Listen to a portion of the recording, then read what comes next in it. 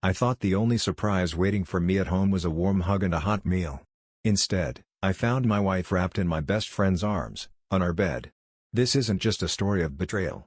It's about keeping your cool when your whole world burns, and using every shattered piece to rebuild stronger.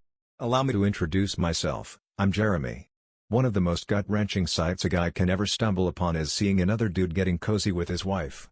It's the sort of picture that doesn't merely shatter your heart, it takes a sledgehammer to it and leaves you wondering if you'll ever find the pieces again.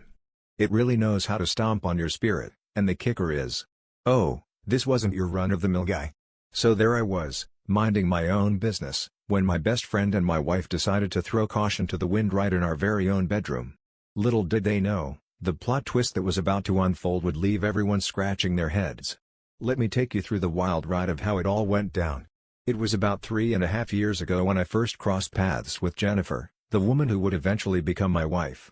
It wasn't one of those serendipitous encounters you often hear about in novels, where fate seems to have a sense of humor. Nope, this was all orchestrated by my mom. She's got a real talent for planning, and this time she decided to invite Jennifer over while I was in town. Honestly, at first, I was completely in the dark about it. It was a classic case of being caught in the web of fate, like a fly that thought it could outsmart the spider. Spoiler alert, it couldn't. We kicked things off like two folks casually chatting, but after a few back and forths, it hit me, the timing was just too spot on to ignore. My mom had decided to set Jennifer up in that spot. I was just waiting for the moment when it would all click, and I'd finally see what was right in front of me. I burst into laughter. You've got to hand it to me, right? I mean, even after all that, I still chose to roll with it. We swapped numbers and stayed in touch after that fateful day. Now, I find myself as a consultant at McKinsey, which means I'm always on the move, think weeks away from home, bouncing from one city to another like a pinball.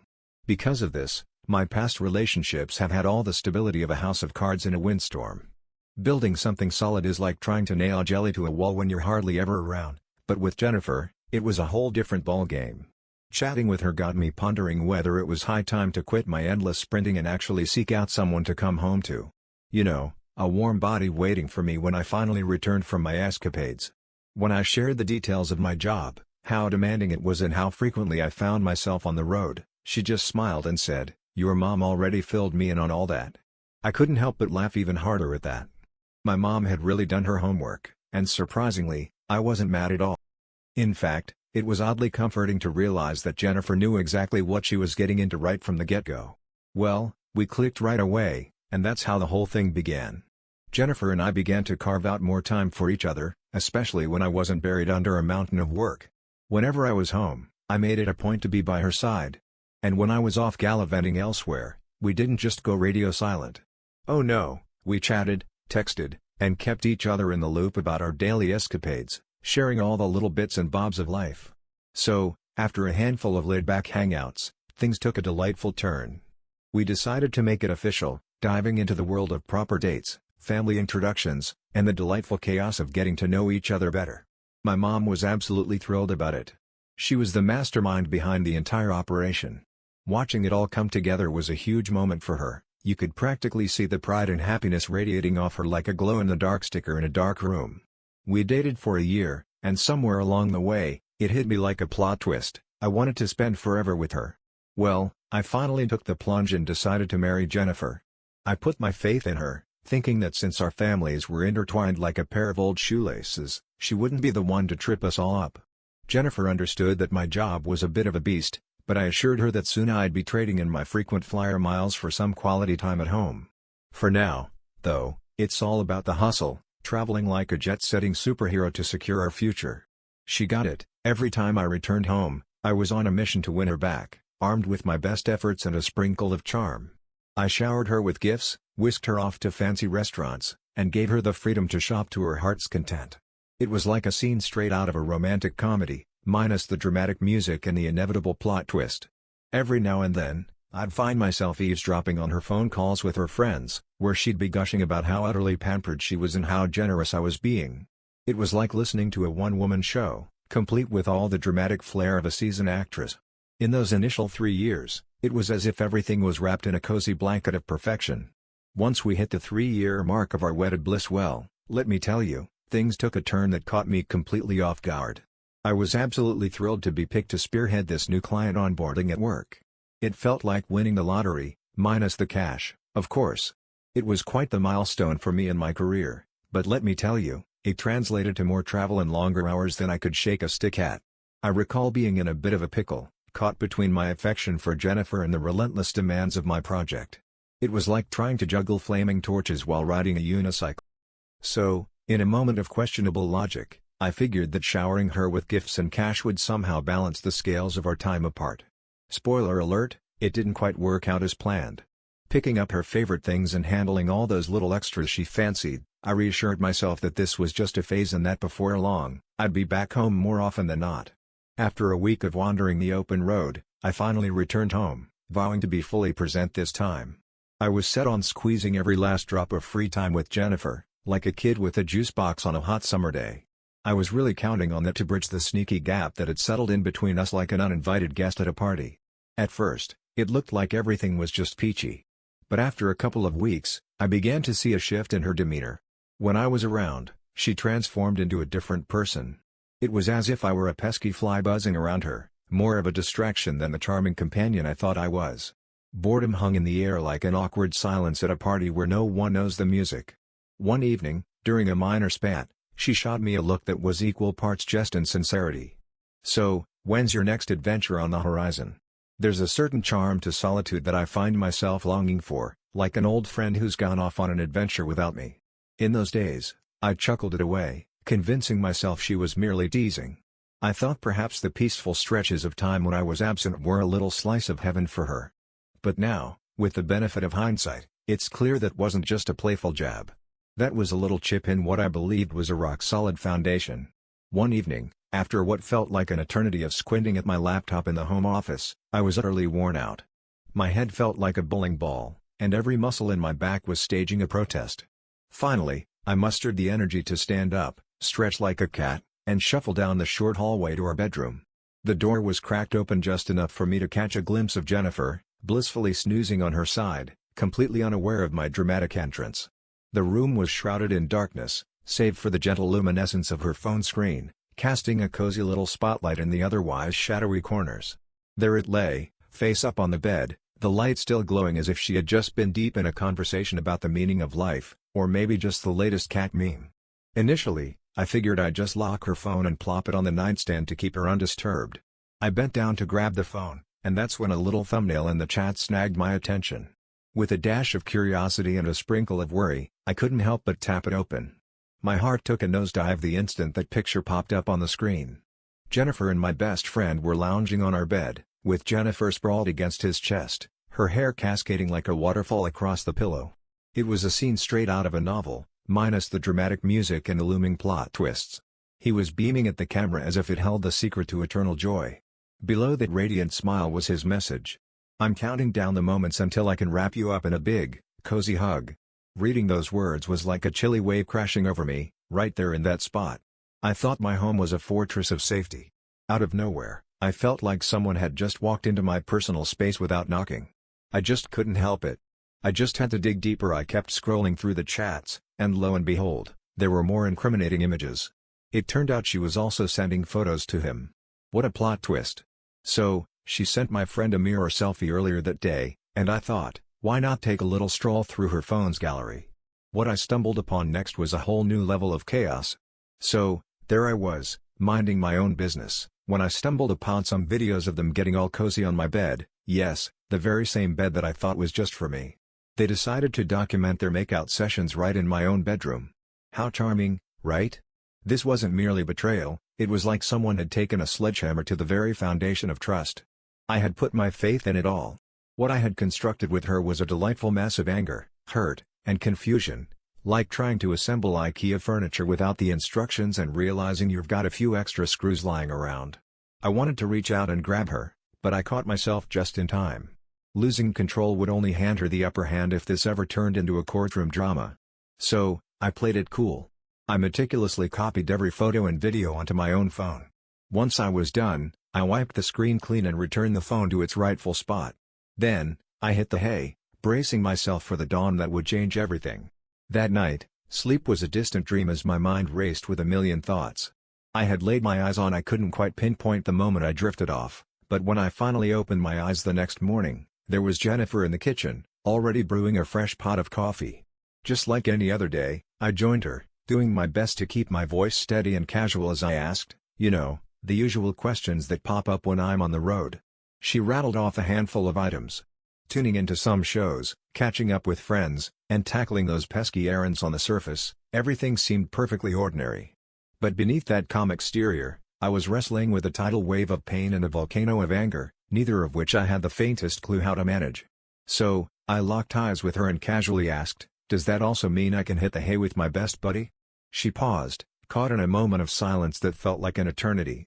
There was a moment of silence, and then she snapped, "What do you mean by that?" The defensiveness kicked in faster than a cat on a hot tin roof, as if I'd just accused her of juggling flaming swords. I took a deep breath and said, "Unlock your phone." Her eyes narrowed like a pair of slits, ready to pounce.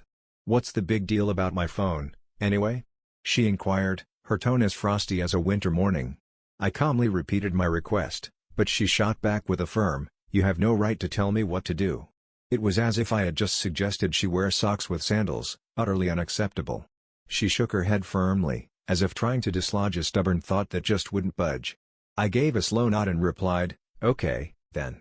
Silently, I whipped out my phone and navigated to the folder brimming with photos and videos of her and my best friend, right there on our bed, no less. I extended my hand toward her and said, "All right, now let's break these down." She simply gazed at the screen, not a peep of denial escaping her lips. No apologies. Instead, she wanted to know where I had snagged the pictures from, as if that was the burning question of the day. I was utterly flabbergasted by the sheer nerve. No shame at all. No regrets. Just trying to manage the fallout. I took a deep breath, attempting to keep my voice steady, even though my heart felt like it was doing the cha-cha. "I'm leaving," I told her, "but if I swing by in a few days and you're still holed up in this house, I promise those photos and videos will hit the internet faster than a cat meme." I mentioned it, I witnessed her break down, tears cascading down her cheeks like a leaky faucet, and she started murmuring a mix of words that could have been poetry or just her grocery list. I was completely lost. I didn't stick around to lend an ear or offer a shoulder, I just quietly prepped myself and headed off to work, leaving the chaos in my wake. As I stepped out of the house that morning, it felt like the world had decided to drape a thick, soggy blanket over my shoulders. I couldn't stick around for another second, it was time to escape the gloom. The first thing I did was ring up my lawyer. Just to ensure I had my ducks in a row before spilling the beans about what I had unearthed. Better safe than sorry, right?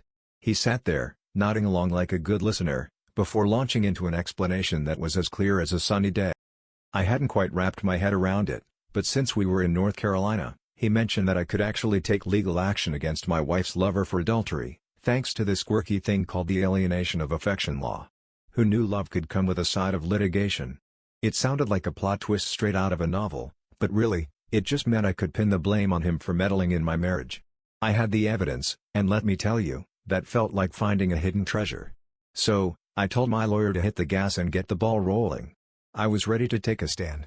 Not long after, Jennifer decided to reach out. She was keen on keeping this little drama under wraps. Well, she went ahead and signed off on all my divorce demands. Who knew negotiations could be this smooth? I wasn't keen on stretching things out with her, I just wanted to wrap it up neatly. But there was one thing I made crystal clear, her lover wasn't getting off scot-free. Oh no, consequences were definitely on the menu. Even when she pleaded with me to let go of the lawsuit against him, I just couldn't bring myself to do it. Her pleas were about as effective as a whisper in a windstorm. That guy had taken a wrecking ball to my trust, my marriage, and a piece of me I thought was beyond repair. I was officially over the whole charade of believing that a few heartfelt words or a good cry could patch things up. This was the real deal, and I was determined to stick it out until the very last page. That night, when I stumbled upon those photos and videos, it felt like a piñata of emotions had exploded inside me. It wasn't merely the fact that my wife was cheating, it was as if I had lost two people in one fell swoop. Talk about a double whammy. The two folks I held in the highest regard, poof, vanished into thin air. What stung even more was the realization of just how long they had been pulling this little stunt right under my nose.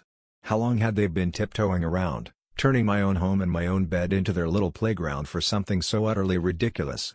My bedroom was once my little sanctuary, the one spot where I could kick back, let my hair down, and be my true self without a care in the world. Looking back, that place had a vibe that screamed violated and dirty, like it had just lost a wrestling match with a mud pit. It felt as if the walls were in on the secret, whispering tales of the past, making each breath in that room a bit of a struggle, like trying to inhale a cloud of nostalgia mixed with awkwardness. Later on, when my mother discovered what had transpired, I could practically see the heartache in her eyes. But rather than unleashing a torrent of anger, she turned the blame inward. She insisted she only wanted to lend a helping hand, as if her intentions were the real culprit in this comedy of errors. Hoped for a warm body to greet me after those endless journeys and nights that seemed to stretch on forever. She believed she was playing matchmaker extraordinaire by introducing me to Jennifer, convinced that their family ties would spark a connection. But when the truth hit the fan, she was left feeling like she dropped the ball on my love life. She just wouldn't stop with the "I'm sorry, Jeremy" routine. "I really thought she was the one for you." Hearing her say that stung a bit, especially since I could tell she was being completely sincere. She had no intention of causing me pain, but it felt like she tossed me into the arms of a woman who couldn't keep her promises, not even for a measly 4 years. It was like someone had decided to add a few extra bricks to my backpack. It wasn't just my heart that took a hit, it felt like we were all nursing the same bruise as a family. The folks who actually gave a hoot about me were dealing with their own heartaches thanks to Jennifer's antics. It was like adding a sprinkle of loneliness on top of an already sad cake. Before I tie up this little adventure, let me take a sec to dish out some valuable nuggets from my recent escapades. To kick things off, trust is the glue that holds a relationship together. Trust is like a good pair of shoes, you really want to make sure they fit before you take a long walk together. Just remember, not everyone with a friendly smile has your best interests at heart. Putting your faith in someone who doesn't earn it can really backfire, leaving you with a facepalm moment you won't soon forget. It's not about wearing your detective hat all the time, it's more about keeping your eyes peeled and being real with yourself. And let's be honest, love is a force to be reckoned with, but it can sometimes leave you seeing stars instead of the truth. When you really care about someone, it's like wearing rose-colored glasses, you just can't help but see the best in them, even when the puzzle pieces seem to be from different boxes. Sometimes, we choose to turn a blind eye to those pesky signs that something's off, all in the name of keeping the peace or sidestepping a showdown.